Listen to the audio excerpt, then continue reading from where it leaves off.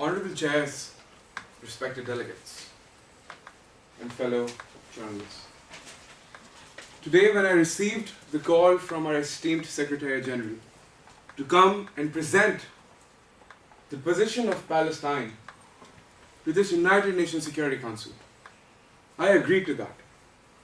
But since that moment till now, I only had one question in my mind. Will we be denied again? Will we be denied of our rights again? Will we be denied of the very basic life, or the very basic right of life which the United Nations agreed to? Honorable ladies and gentlemen, today we stand here in the heart of the United Nations. We stand here in the Security Council. We stand here and we request you to give us what we deserve. We stand here and we ask you for justice. Honorable delegates, we ask you to give us justice against the human rights violations which have been happening again and again and again. Honorable delegates, we ask you to give us justice against this terror. Honorable delegates, this terror of injustice, this terror of brutal, inhumane aggression against civilians, we ask you to give us justice against the terror of these unaccountable, aggressive measures taken by Israeli Defense Forces. Before we move on, we would like to point out that please do not mistake our stance on the threat made by Hamas. We would like to tell you all that we condemn that threat, we condemn those actions because we stand for the principle of peace and humanity.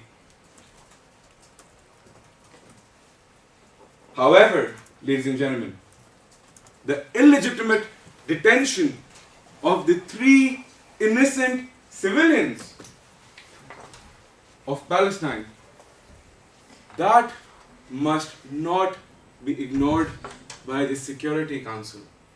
Because if it is, then, ladies and gentlemen, we have failed. We have failed the people who sit out there on the streets waiting for a missile to come and kill them. Because we are the only people who are the beacon of hope we have. Ladies and gentlemen, thus we request you to stop this. Civilians who are punished for being guilty without any proof or trial. Ladies and gentlemen, what about international law? What about the very basic human rights these 3 civilians, like thousands of others, deserve? Ladies and gentlemen, we see the history repeating itself. Precedents of violation of human rights by Israel against Palestine again and again, and it has happened one more time. Honorable ladies and gentlemen, we want to ask you, will the United Nations Security Council repeat history again?